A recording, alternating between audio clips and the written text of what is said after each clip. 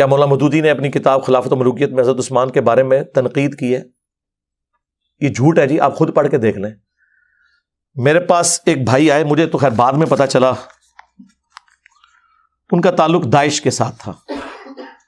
تو عرب ملکوں سے یہاں آئے، وہ عرب میں ہی پیدا ہوئے تھے، اردو بھی ان کو اچھی آتی تھی کیونکہ ان کے ماں باپ پاکستانی تھے. تو اور عربی ان کی ایک نیٹو لینگویج مان چکی بھی تھی، اور دنیاوی طور پہ پڑھے لکھے بھی تھے، انگریزی بھی ان کو آتی تھی. تو میرے ایک دوست کے ریفرنس سے مجھے ملنے آئے کسی کام کے سلسلے میں. تو آتے ہی انہوں نے یہ بات کی. یہ بات آپ نے غور سے سننی ہے، بڑی حیران کن بات میں آپ کو بتانے لگا، اور یہ میرے خیال ہے میں پہلی دفعہ آن ایئر کرنے لگا ہوں. آپ کی اس بات سے مجھے یاد آ گیا.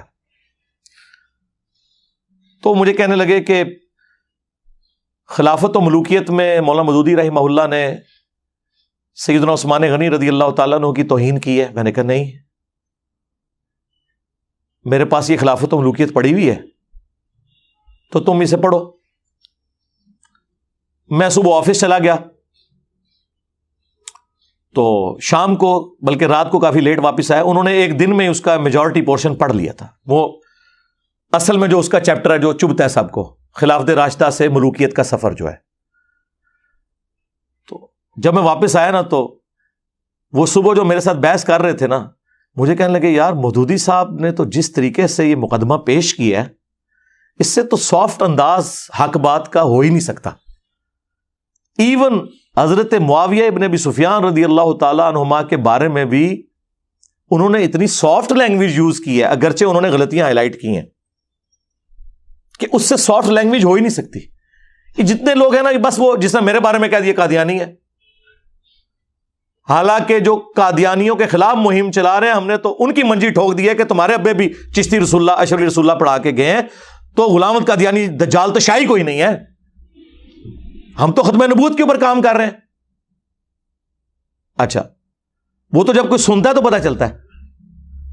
تو مجھے کہنے لگا یار یہ تو مودودی صاحب نے تو بہت زبردست لکھا ہے. میں نے کہا سیدنا عثمان کے حوالے سے کہتے ہیں وہ جو کچھ انہوں نے لکھا ہے، اب تو خیر پوری تحقیق کے ساتھ خلافت و ملوکیت جو نئی چھپی ہے نا، اس میں پورے حوالے بھی نیچے لکھے ہوئے ہیں، اس میں بھی تھے، اب تو بہت تفصیل سے. باقی میرا کربلا والا ریسرچ پیپر میں تو 200 حدیث ہیں. تو مجھے کہنے لگا یار ایک مسئلہ مجھے آج سمجھ آیا ہے، جو میں بڑا حیران ہوا تھا. میں نے کہا کیا؟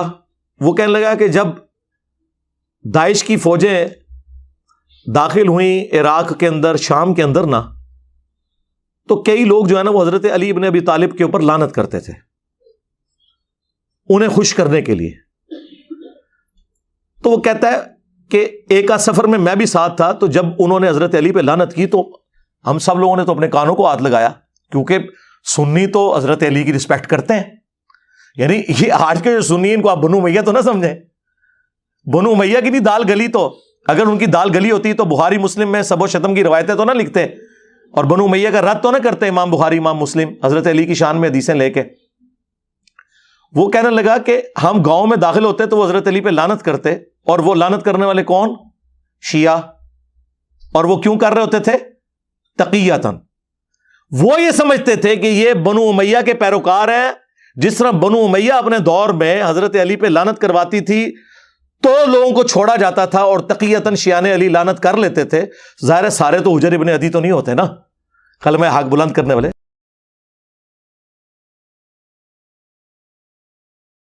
اور وہ بھی جائز ہے جان بچانے کے لیے اگر کوئی کلمہ کفر بھی بول دے.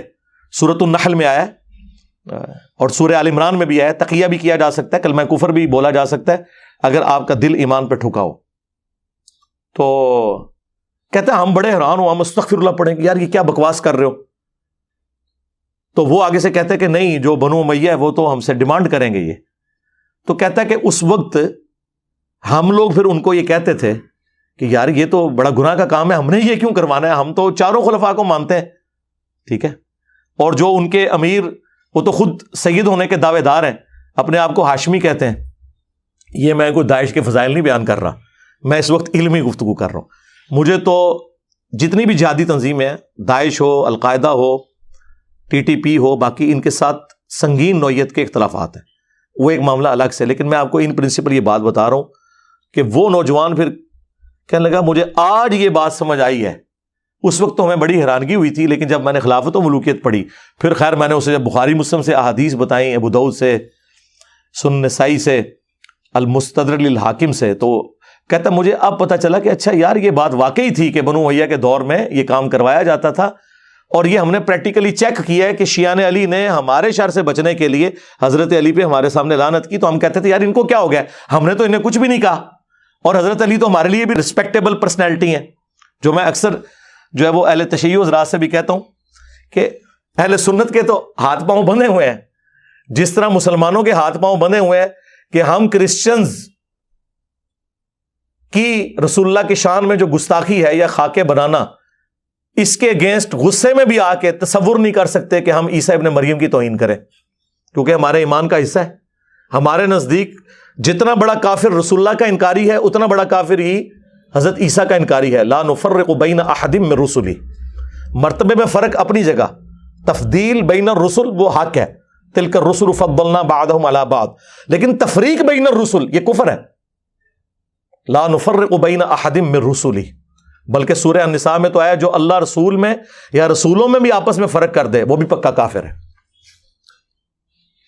ہمارے ہاتھ پاؤں بندھے میں، ہم عیسیٰ ابن مریم کی توہین کا سوچ بھی نہیں سکتے۔ وجیہا فی الدنیا والآخرہ ومن المقربین، ہمیں کبھی وہم بھی نہیں آتا۔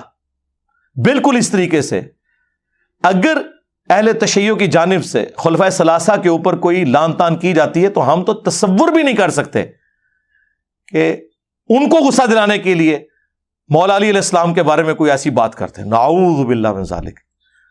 وہ تو ہم اپنے ایمان کا حصہ سمجھتے ہیں۔ خلفائے ثلاثہ کے بارے میں کوئی حدیث نہیں ہے یہ والی جو مولا علی کے بارے میں صحیح مسلم میں علی سے محبت نہیں رکھے گا مگر مؤمن، علی سے بغض نہیں رکھے گا مگر منافق۔ یہ تو اسپیسیفکلی امام علی علیہ السلام کے بارے میں، اور مسند احمد میں حدیث، مشکات کے اندر حدیث موجود، اور فضائل صحابہ احمد بن حنبل کی کتاب میں کہ اے علی تیری مثال میری امت میں عیسیٰ ابن مریم جیسی ہے۔ نصارہ ان کے بارے میں غلو کر کے برباد ہوئے، اور یہودی ان کی توہین کر کے، اور پھر مولا علی نے خود فرمایا کہ میری وجہ سے دو فرقے جہنم میں جائیں گے اور دو گمراہ ہوں گے، ایک میری محبت میں غلو کر کے، ایک میری دشمنی میں۔ اور یہ سیم روایت اصول الکافی کے اندر بھی اہل تشیع کے ہاں پائی جاتی ہے، جو مشکات میں مسند احمد کے حوالے سے ہے اور فضائل صحابہ احمد بن حنبل کی کتاب میں موجود ہے۔ اب یہ الگ بات ہے کہ سنیوں سے جب پوچھیں کہ یہ جو محبت میں غلو کرنے والے ہیں کون ہیں، وہ کہتے ہیں شیعہ، اور شیعہ سے پوچھیں کہ محبت میں تو غلو کرنے والے ان کو تو نہیں، ظاہر ہے آپ ڈائریکٹ کہیں گے تو وہ غصہ کھائیں گے۔ انہیں کہیں کہ آپ بتائیں دشمنی میں غلو کرنے والے کون سے ہیں، تو وہ کہیں گے سنی، یعنی سنی شیعہ کو رافضی اور شیعہ سنیوں کو ناسبی مانتے ہیں، اور کل حزب بما لدیہم فرحون۔ لیکن حقیقت یہ ہے کہ دونوں جگہ غلو موجود ہے۔ کیٹاگوریکلی نہ تو سنی ناسبی ہیں اور نہ کیٹاگوریکلی شیعہ رافضی ہیں، تو لیکن جب وہ اپلائی کرنے کی باری آتی ہے نا، پھر وہ لوگ اپلائی کرنا شروع کر دیتے ہیں۔ تو آپ اندازہ کریں کہ آج کے دور کے اندر بھی یعنی وہ مسکنسیپشن جو صدیوں سے چلتی آ رہی تھی، جو کتابوں کی حد تک تو درست تھی، لیکن وقت کے ساتھ ساتھ میں سمجھتا ہوں کہ عمر بن عبدالعزیز رحمہ اللہ جو اسلام کے پہلے مجدد ہیں، انہوں نے جس طریقے سے اس ایشو کو ہینڈل کیا، قیامت تک کے لیے اس فتنے کو دبا دیا جو بنو امیہ کے ممبروں سے لعنت ہوتی تھی 60 سال تک، اور انہوں نے سورۃ النحل کی وہ آیت خطبے میں داخل کی، ان اللہ یأمر بالعدل والاحسان۔ تو یہ بہت بڑا امت کے اوپر ان کا احسان ہے، حقیقت بات ہے۔ باقی تفصیل کے لیے آپ میری ویڈیوز دیکھ لیں اور میرا کربلا والا ریسرچ پیپر پڑھ لیں، اس میں ساری احادیث میں نے نقل کی ہیں۔ اور یہ جو تماشا لگایا ہوا انہوں نے کہ نہیں جی وہ تنقید ہوتی تھی، لعنت نہیں ہوتی تھی، تو مسلم شریف میں واضح الفاظ موجود ہیں، لعن اللہ ابا التراب 6229 صحیح مسلم کی حدیث۔ اور تقی عثمانی صاحب کہتے ہیں نہیں وہ بخاری میں ایک حدیث سب کی ہے اور سب کا مطلب تنقید ہے، حالانکہ وہی حدیث مسلم میں تھی، لیکن اس سے اوور لک کیا، یا اوور لک کیا، اگر اوور لک کیا تو بہت خطرناک ہے، یہ تو منافقت ہے، اور اگر جہالت کی وجہ سے کیا تو سرکار اب سمجھ لیں، لیکن نہ یہ اپنے مفتیوں کو جاہل ماننے کے لیے تیار ہے، نہ منافق ماننے کے لیے تیار ہے۔ مسلم شریف میں واضح الفاظ تھے، لعنت کے الفاظ موجود تھے۔ بہرحال مولانا مودودی رحمہ اللہ نے جس پیشن کے ساتھ اس چیز کو ہائی لائٹ کیا خلافت و ملوکیت میں سمجھتا ہوں اس کام کو اگر 4 چاند کسی بندے نے لگائے ہیں نا تو مولانا اسحاق صاحب ہیں رحمہ اللہ۔ مولانا اسحاق صاحب نے قیامت تک کے لیے رافضیت اور ناصبیت دونوں کے خلاف ایک بند باندھا ہے، اور الحمدللہ اس مقدمے کو میں نے ایک عام فہم انداز میں حدیثوں کی نمبرنگ کے ساتھ اپنے ریسرچ پیپر واقعہ کربلا کا حقیقی پس منظر 72 صحیح الاسناد احادیث کی روشنی میں، جس میں 200 روایتیں جمع کی، 72 میں نے شہداء کربلا کی نسبت رکھی، اس کے اندر پورا مقدمہ کلیئر کیا، جسے شوق ہو تو دیکھ سکتے ہیں۔ باغ فدق آپ کے مطابق مینیجریل ایشو تھا، لیکن اگر نبی الاسلام کے وارث نہیں ہوتے تو اس کے اوپر میں میرے بھائی پہلے بول چکا ہوں، میرا موقف یہ ہے کہ آج کی ڈیٹ میں یہ ایشو ریزالو ہے۔ جن لوگوں کے ساتھ مولا علی علیہ السلام نے اپنی زندگی میں کمپرومائز کیا، یعنی خلفائے ثلاثہ، اہل تشیع کہتے ہیں کہ تقیہ کیا یا امت کے وسیع تر مفاد میں کیا، سنی کہتے ہیں نہیں دل سے کیا، دونوں اپنے اپنے موقف پہ قائم رہے، اینڈ رزلٹ کیا ہے کہ کیا، ٹھیک ہے۔